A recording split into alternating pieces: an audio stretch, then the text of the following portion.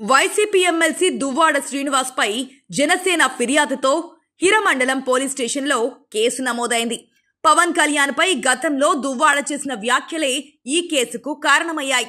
పవన్ చంద్రబాబు దగ్గర నుంచి నెలకు 50 కోట్ల రూపాయలు తీసుకుంటున్నారని, అందుకే ఆయనను ప్రశ్నించడం లేదని దువ్వాడ ఆరోపించారు.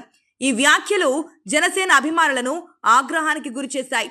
ఈ నేపథ్యంలో జనసేన నేత ఒకరు పోలీసులకు ఫిర్యాదు చేయగా పోలీసులు దర్యాప్తును ప్రారంభించారు. తాజాగా దువ్వాడ ఈ కేసుపై మాట్లాడుతూ గడిచిన ఫిబ్రవరిలో అసెంబ్లీ సమావేశాలు జరుగుతున్న సందర్భంలో ఆయన పవన్ కళ్యాణ్ పై మాట్లాడిన మాటలను వివరించారు.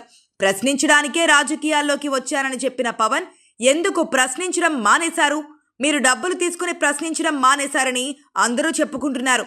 నేను అదే మీకు అడిగాను. ఒక పౌరుడిగా, ఒక కౌన్సిల్ సభ్యుడిగా, ఒక ఎమ్మెల్సీగా అర్హతతోనే ప్రశ్నించారు. అధికారంలో ఉన్నప్పుడు ప్రతిపక్ష పార్టీ నుంచి వివిధ రకాలైన ప్రశ్నలు సంధిస్తాం, అనుమానాలపైన, అభిప్రాయాలపైన మాట్లాడతాం. ప్రశ్నించడం రాజ్యాంగం మనకిచ్చిన హక్కు. దీనికి హిరమండలం పోలీస్ స్టేషన్లో కేసు నమోదైందని పోలీసులు నా ఇంటికి వచ్చి నోటీసులు ఇచ్చారు.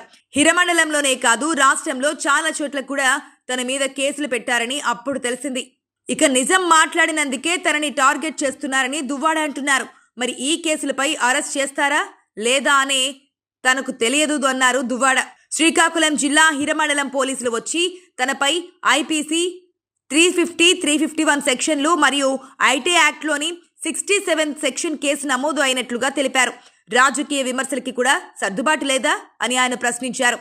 తన వ్యాఖ్యల్లో ఏ తప్పు లేదని, ఎవరిని దూషించలేదని అన్నారు. తాను తప్పు చేసినట్లు ఏ ఆధారమూ లేకుండా నన్ను బలవంతంగా నిందించడమేంటి అన్నారు. తనపై జరుగుతున్న విమర్శలు, సోషల్ మీడియాలో జరుగుతున్న ప్రచారం అన్నింటినీ తేలికగా తీసుకుంటున్న దువ్వాడ నోటీసులు తనకు దిగదార్చలేవని, ప్రజల్లో నిజాన్ని బయట పెట్టడానికి తానే సిద్ధంగా ఉన్నారని తెలిపారు. ఒకసారి ముందుకొచ్చి చూసుకోండి, నిజాలు ఎవరి వైపు ఉన్నాయో అర్థమవుతోంది అన్నారు.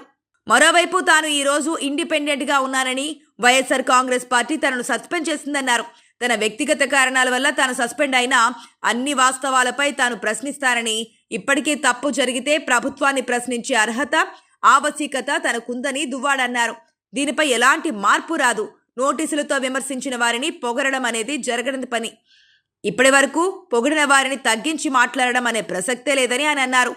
నాకు దుర్మార్గమనే రాజకీయాలు చేయడం రాదు. తాను సూటిగా ప్రశ్నిస్తూనే ఉంటాను అని దువ్వాడ తెలిపారు. తన సస్పెన్షన్కి కారణం జగన్మోహన్ రెడ్డి కాదని, ధర్మాన ప్రసాదరావు అని దువ్వాడ తెలిపారు.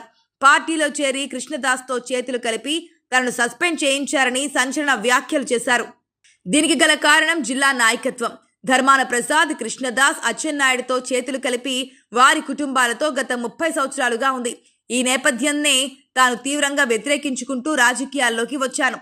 జిల్లాలో అంతర్గత అవగాహన రాజకీయాలను చీల్చి చెండాలడమే తాను చేశారని అన్నారు. వారు నన్ను హింసించారు, అందుకే వారిని నేను టార్గెట్ చేశాను, తాను చేయలేదు అన్నారు.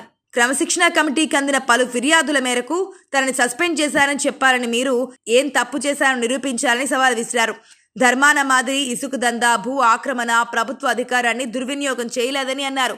మరి దీనిపై ధర్మాన రియాక్షన్ ఎలా ఉంటుందో వేచి చూడాల్సిందే. మరి ఈ వీడియో మీకు నచ్చినట్లయితే లైక్ చేయండి, షేర్ చేయండి, తప్పకుండా సబ్స్క్రైబ్ చేయండి. Thank you for watching.